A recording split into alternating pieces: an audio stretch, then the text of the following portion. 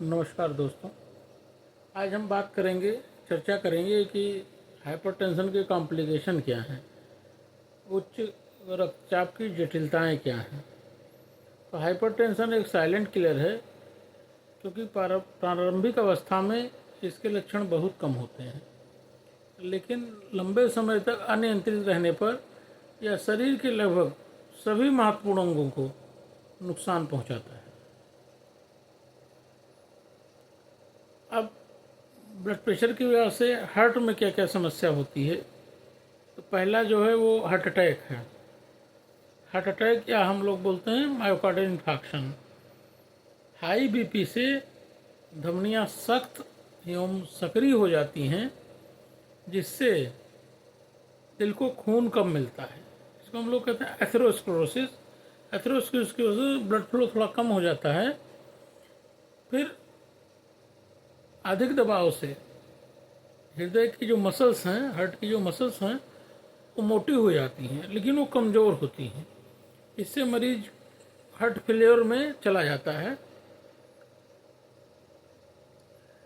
Left ventricular hypertrophy हो जाती है, मतलब बाएं साइड का जो निलय है उसको मोटा हो जाता है, और भविष्य में ये हार्ट फेलियर और एरिथमिया का कारण बनता है।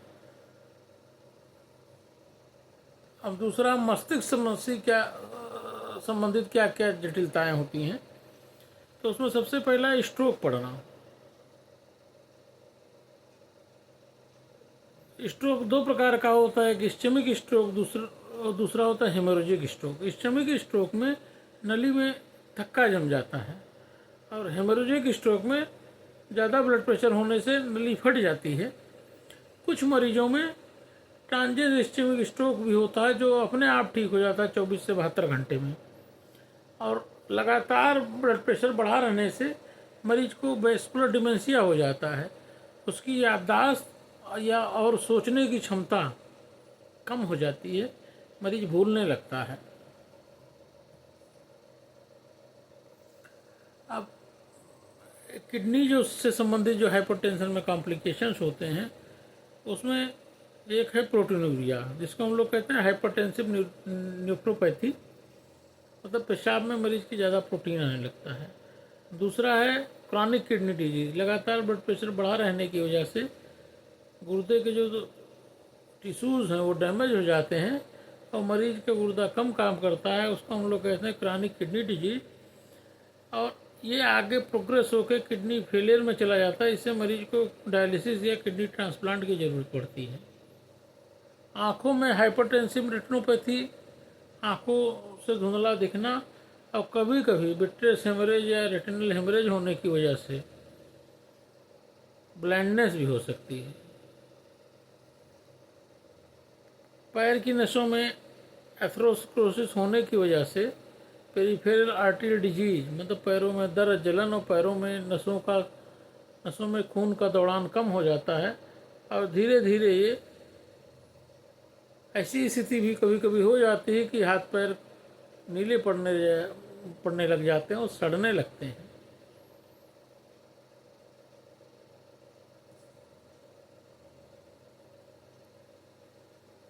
अगर ब्लड प्रेशर गर्भावस्था के दौरान बढ़ा रहता है, तो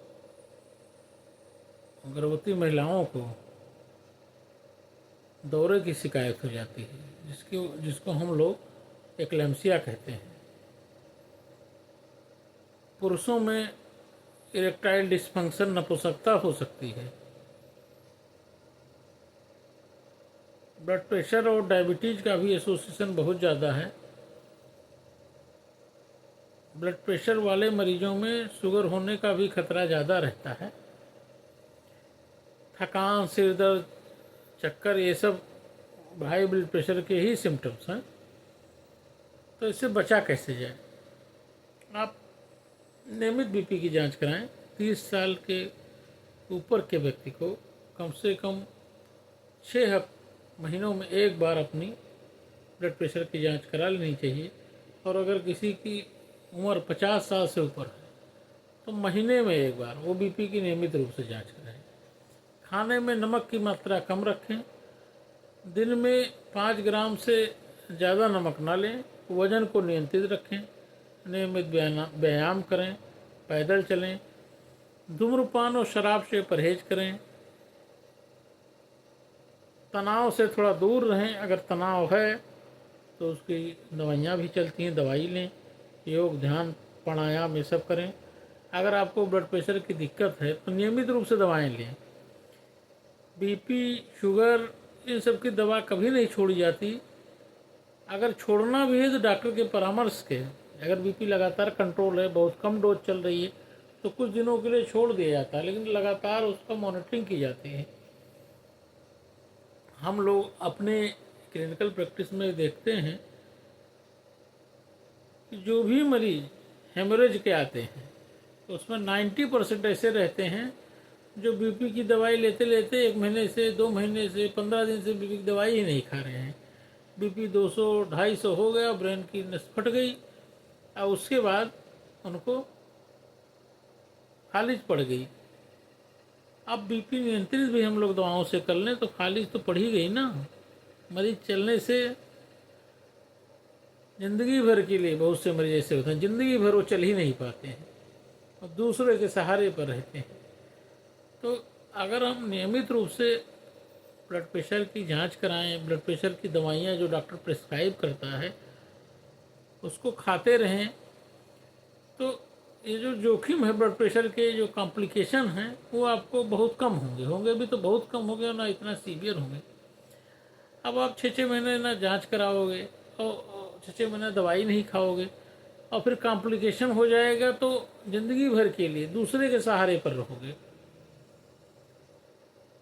अधिकतर केसेस में तो अनकंट्रोल्ड बीपी वाले होते हैं, अगर उनको ब्रेन हेमरेज हो गया तो उनकी जान बचाना ही बहुत मुश्किल हो जाती है। अगर जान बच भी जाती है तो क्वालिटी ऑफ लाइफ बहुत ही कंप्रोमाइज रहती है। तो समय पर पहचान, जीवन शैली में सुधार और नियमित उपचार से इन जटिलताओं से आप बच सकते हैं। धन्यवाद।